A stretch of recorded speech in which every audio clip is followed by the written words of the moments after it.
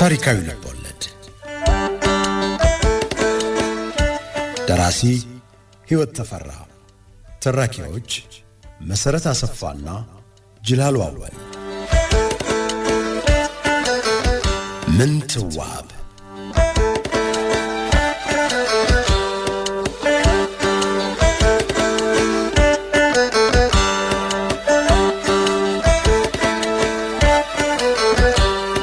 እንደምን ከረማችሁ አድማጮቻችን። ለሊቃውንቱ ቅድሚያ በምትሰጠው ምንትዋብ ካህናቱ በመቀየማቸው ምንትዋብ ፈተና ፈተነች። ሊቃውንቱ አሸነፉ። ካህናቱ መረታታቸውን ቢቀበሉም እቴጌዋን በእምነታቸው መፈታተን ቀጠሉ። ምንትዋብ ሁሉም በእምነቱና በሃይማኖቱ ይከባበር፣ የገዢዎችን ክፉ ብቻ ሳይሆን መልካሙንም አስቡ ብላ ተቆጣች። ምንትዋብ ስትቆጣ ይፈራሉ። በልዩነታቸው እንዲከባበሩ ስላደረገች የሚከሱበት ምክንያትም አጡ። በእርሷና በልጇ ብርሃን ሰገድ ኢያሱ ዘመን ሰላም ሰፈነ። ምንትዋብ ሁልጊዜ የሊቃውንቱ ብልሃት ስለሚያስደንቃት ትፈታተናቸው ገባች። ግን ጉድ አደረጓት። መሸነፏ አዝናናት። ምንትዋብ ጎን ለጎን የነገስታቱ ዘሮች ወህኒ አምባ ከሚማቅቁ የሙያና የቀለም ትምህርት የሚቀስሙበትን ሁኔታ ከልጇ ጋር እየተማከረች ነው።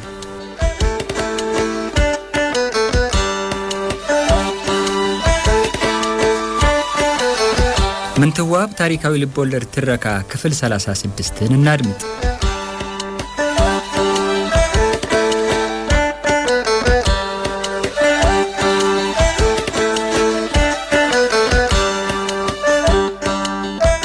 የህዳር ቁስቋም ዕለት ነው። ምንትዋብ ትልቅ ግብር ጥላለች። ምግቡም ወይን ጠጁም አረቄውም በገፍ ተዘጋጅቷል። አስቀድማ ዛሬ ሊቃውንቱና ካህናቱ ሀገብ ወዲያ ዋናውን ሆነ የስርቆሹን በር እንድትዘጉ የወይን ጠጅም እየደጋገማችሁ እንድትሰጧቸው ብላ ትእዛዝ አስተላለፈች። ይሄ ሁሉ ስለምንድር ነው ሲል ጠየቃት ኢያሱ። ዛሬ ካህናቱንና ሊቃውንቱን ጉድ ሰራለሁ። እንዴት አርገሽ ደሞ ስለምን? እነሱ ሁሉ ጊዜ በቅኔው በተረትና ምሳሌው እናም በመጠጥ ያሸንፉኛል። ዛሬ ግን እኔ አቸንፋቸዋለሁ ብዬ ተነስቻለሁ። ሳቀ ኢያሱ። የግብር ስርዓት ተጠብቆ ምግብ ተበላ። የወይን ጠጅ ተቀዳ። የካህናቱና የሊቃውንቱ ዋንጫ ሲጎድል አጋፋሪዎች በታዘዙት መሰረት እየተመላለሱ ሞሉ። እንግዶቹ ፊኛቸው አስቸገራቸው። ሊወጡ ፈልገው ቢነሱ ከፊት ከኋላ በሩ ዝግ ነው፣ የሚከፍት የለም። ተጨነቁ፣ ተጠበቡ። እየተያዩ መቅበጥበጥ ብቻ ሆነ። በመጨረሻ መለኛው ሊቅ አለቃ ኢሳያስ ተነስተው እናትና ልጁን እጅ ነሱና እቴጌ አንድ ነገር እንድጠይቅ ይፈቀድልኝ አሏት። ይበሉ ይጠይቁ። እቴጌ 500ና 500 ስንት ነው? ያልጠረጠረችው ምንትዋብ ምን ያለ ጥያቄ ነው ይህ ሊያቅተኝ? ሽናዋ አለቃ ኢሳያስ እቴጌ ሽናዋ ብሏል ሲሉ ያ ፊኛው አስጨንቆት የነበረ ሊቅና ካህን ሁሉ የተቀመጠበትን ከህንድ አገር የመጣ ስጋጃ አረሰረሰ። ምንትዋብ በመሸነፏ ሳቀች። ተንኮሏ እንዳልሰራ ተገነዘበች።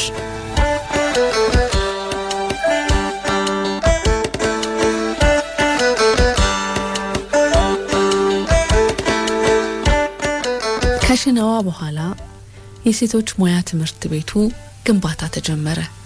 ምንትዋብ ልትጎበኛቸው በሄደች ቁጥር በሙያና በትምህርት በርትተው እንዲማሩ አስጠነቀቀች።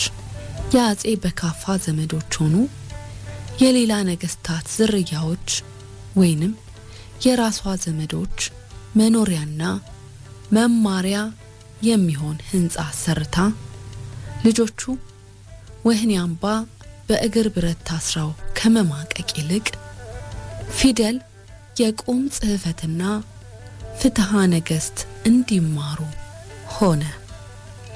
ምንትዋብና ኢያሱ ስማቸው ከአጥናፍ አጥናፍ ገነነ።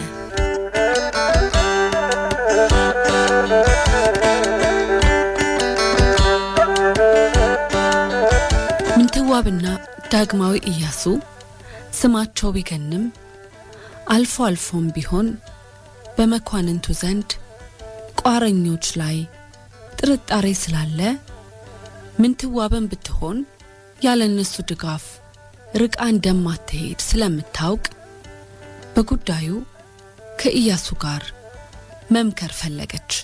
ኢያሱ እንዲያው አንድ ነገር ላጫውተህ ብዬ አለችው። አንድ ቀን እንቁላል ግንብ ውስጥ ተቀምጠው እየተጫወቱ ሳሉ ምን ነገር? እንደምታውቀው ቋረኞች ሚሉ ዘይቤ እንደ ዱካ ይከተለናል። ስልጣኑን ሁሉ ቋረኞቹ ይዛውታል ይላሉ። ይሰንብት እንጂ ቀን ጠብቀው በእኛ ላይ መነሳታቸው አይቀርም። የጎጃም፣ የትግሬ፣ የቤገ ምድርና የሰሜን መኳንንት ዋዛም አይደሉ። ይመስገነው እስካሁን ሰላም ነን። ወደፊት ግን እንጃ ሰላማችን ሊደፈርስ ይችላል ብዬ እሰጋለሁ። ሰላም ማጣት ብቻ ሳይሆን አልጋውን ሊፈታተኑ ይችላሉ። የወህኒዎቹ እንደሆኑ አይናቸው መቼም ጊዜ ካልጋው ላይ ተነስታ አያውቅም። ተዘጋጅቶ መቀመጡ አይከፋም። ስልጣን አይበቃቸው ጉልት ርስትና ርስተ ጉልት ለስንቱ መኳንንት ሰጠን፣ አይጠቅማቸው። ኢያሱ ጥቂት እኮ ነው ለአገር የሚለው። አለነሱ ድጋፍ ደግሞ አይሆን። እነሱን ለማስታገስ ስንቱን ድሬ ጨረሱ። አሁንም ቢሆን እርቅን ማሰብ አለብን። ነገ አንዱ ቢነሳ አጋዥ ያስፈልገናል። እና ሐሳቤ ምን መሰለ? ይሄ የሰሜን፣ የጎጃም፣ የቤገ ምድርና የትግሬ ባላባት ሁሉ ቀልቡን ሰብሰብ እንዲያደርግ ወሎች ጠንካራ ጦር አላቸውና እነሱ ጋር በጋብቻ ብንተሳሰር ምን ይመስልሃል? ሐሳብሽ መልካም ነው። ማንን ልታጋቢ ያስብሽ? አንተን። እኔን? ከት ብሎ ሳቀ። አው አንተን ብዙ አስቤበት ነው። አሁን ሀወሎች ጋር መጋባት ያስፈልጋል። የልጆችህ እናት እቁባት ሆና ትቀመጣለች ማለት ፈልጋ ዝም አለች። እና እኔን ሐማን ጋር ልታጋቢ ነው አላት። ዝም ስትል ውቢት የምትባል የወሎ ባላባት ልጅ አለች። አጠያይቄ አልላ ናት አሉ። ብቻ የወሎ ልጅ ስለሆነች በድብቅ መሆን አለበት። ኢያሱ ስለ መኳንንቱ ያለችው አሳስቦት ነበርና ዝም አለ። ምንትዋብ ዝምታውን እንደ ሽታ ቆጠረች።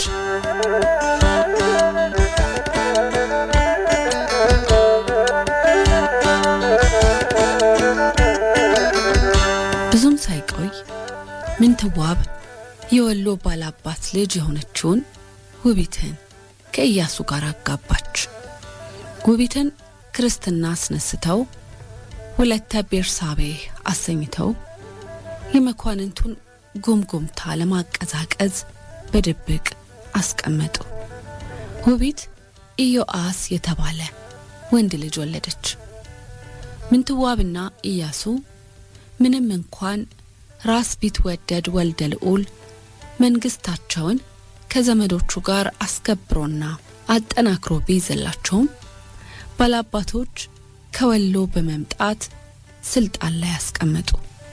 ሲያንገራግር የነበረውን የጎጃሙን ባላባት የወሴድቅን ደግሞ ደጃዝማች ብለው ይዞታውን ጨምረው በኋላ ሞጣ ጊዮርጊስን የደበረችውን ወለተ እስራኤልን ድረውለት አረጋጉት። እናትና ልጅ ያሰቡትን ስራ ላይ ከማዋል አልቆጠባሉ። በተለይም ኢያሱ ለአትክልት ቦታ ልዩ ፍቅር ስለነበረው ጎንደርን አጸድ በአጸድ አደረጋት። ሎሚና ሌሎች ፍሬዎች ጎንደርን የመዓዛ ባለጸጋ አደረጓት። አብያተ ክርስቲያናትን በጭልጋ አለፋ ጣቁሳና ጎንደር በኖራ አሰሩ። ሌሎችን አሳደሱ። ጣና ሐይቅ በታንኳ እየተመላለሱ ኢያሱ ክብራን ገብርኤልን ሲያሳድስ እሷ ደቅ ውስጥ ስሞት እቀበርበታለሁ ያለችውን ናርጋ የኛ ስላሴን በጡብና በጎንደርኛ ይዘት አሰራች። ናርጋ ስላሴን ስታሰራ ስሙር የተባለውን የራሷን ምስል የላከላትን ሰዓሊ አስታወሰች። እንዴት ሊገኝ እንደሚችል አሰበች። ሌሎች ሰዓሊዎች በስዕል ስራው ተሳተፉ። ናርጋ ስላሴ በስዕል አሸበረቀች። ምንትዋብ አክብሮቷን ለመግለጽ ከማርያምና ከክርስቶስ እግር ስር የራሷን ምስሎች አሰራች። አቤተ ክርስቲያናቱ የስዕል ባለቤት ሆኑ።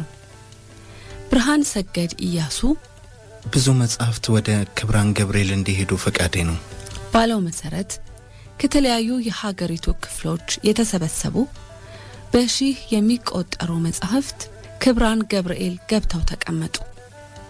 አንተ ደግሞ ሁሉ ነገር ወደዛ እንዴት ትፈልጋለህ ብላ ፈገግ አለች ምንትዋብ። አንድ ቀን ቀጠል አድርጋ ለየደብሩ እኩል ማከፋፈል ነው እንጂ አለችው። ምን መሰለሽ፣ ብዙ አንድ ቦታ መቀመጡ አይከፋም።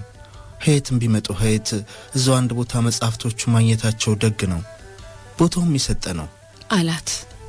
ክብራን ገብርኤል በሺህ የሚቆጠሩ ብራናዎች ገብቶለት እንደ ታላቅ ቤተ መዛግብት አገለገለ። በመቶዎች የሚቆጠሩ የሀገሪቱ ሊቃውንት ከጎጃም፣ ከሰሜን፣ ከቤገምድር፣ ከሸዋ፣ ከትግራይ፣ ከወሎ፣ ከጎንደርና ዙሪያዋ ከ1 ዓመት እስከ 2 ዓመት እዛው ተቀምጠው የሚፈልጓቸውን መጻሕፍት ማገላበጥ፣ መተርጎምና እየገለበጡ ማስፋፋት ጀመሩ።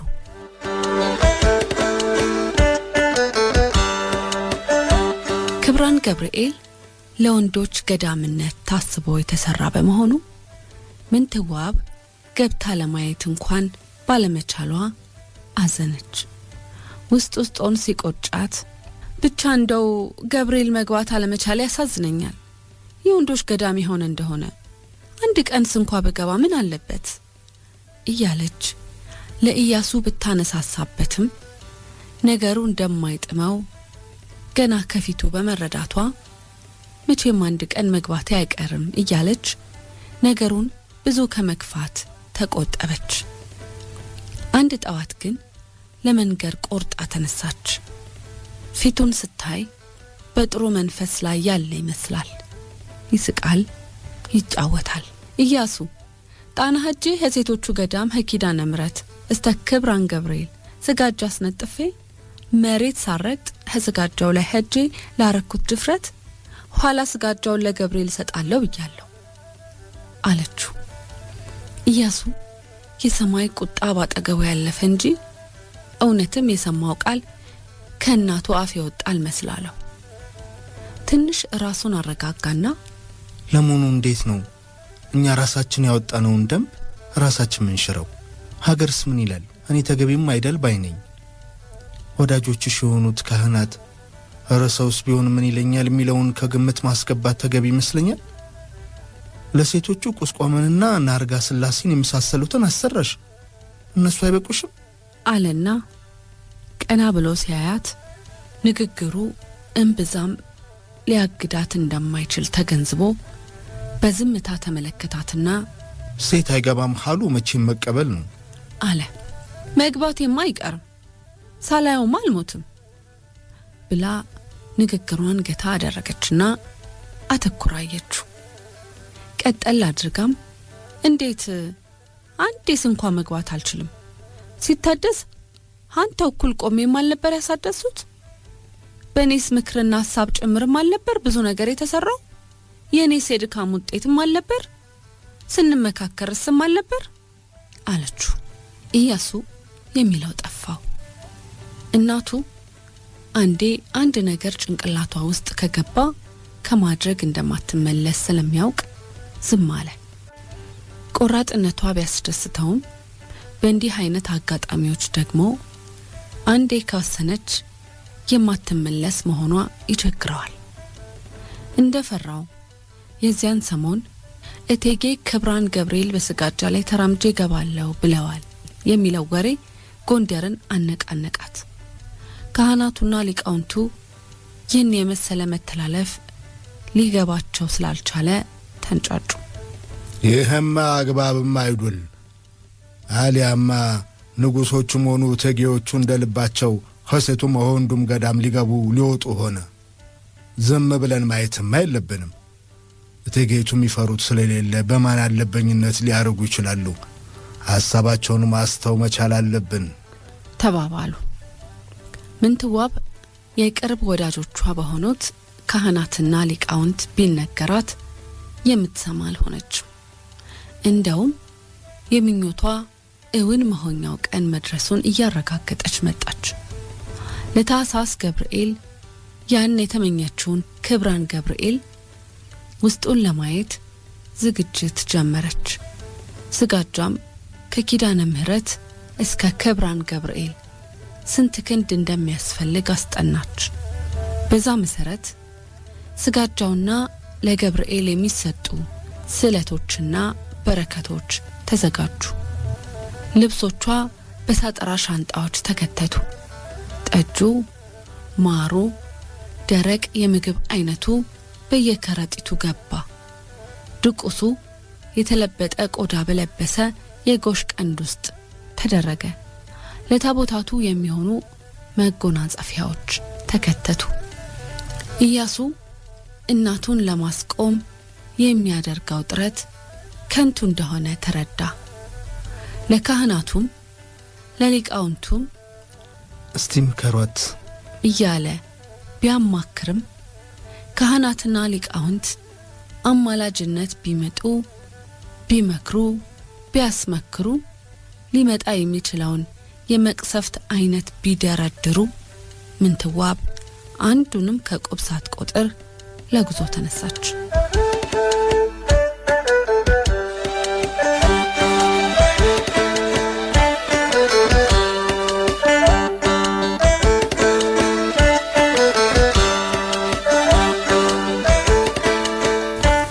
ቀናት ሲቀሯት ከጎንደር እስከ ጣና ጉዟን ከአጀብ ጋር ተያያዘችው። በበቅሏ ለቀናት ስትናጥ ቆይታ ግማሽ መንገድ ስትደርስ በድንገት የሴት ወግ ሲሰማት ድንኳን አስተክላ ራሷን ስትፈትሽ የሴትነት ግዴታዋ ኮለል ብሎ ታያት። ለድፍረቷ የሰው ምክር ላለመስማቷ ምላሽ ከላይ ቤት ያገኘች መሰላት። በገብርኤል ኃይልና ተአምር ተደነቀች። ስለ ድፍረቷ ተንበርክካ ይቅርታ ጠየቀች። ከተከተሏት ሰዎች ውስጥ የተወሰኑትን መርጣ ስጋጃውን፣ ሌሎች ገጸ በረከቶችን ወርቅ ጭምር አድርጋ ለገብርኤል በመላክ ወደ ጎንደር ፊቷን መለሰች። ኢያሱም ልቡ አረፈ።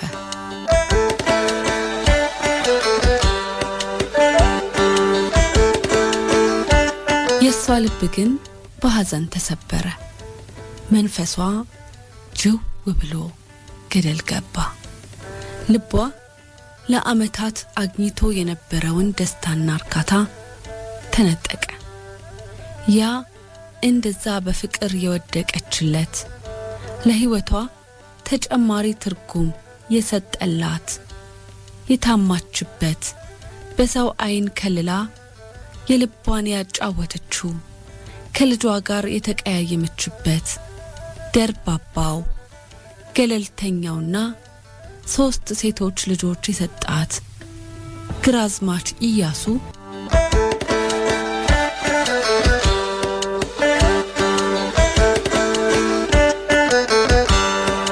አይ ምንትዋብ ግትር ሆነች። ግን ትክክል ያለ መሆኗ ምልክት ስለታያት ተመልሳለች። ስለ ልጆቿ አባት ግራዝማች ኢያሱ ምን አዲስ ነገር ኖሮ ነው ልቧ የተሰበረው? አድማጮቻችን፣ ምንትዋብ ታሪካዊ ልቦለድ ትረካ ክፍል 37 መልሳለሁ። ስለነበረን ጊዜ እናመሰግናለን።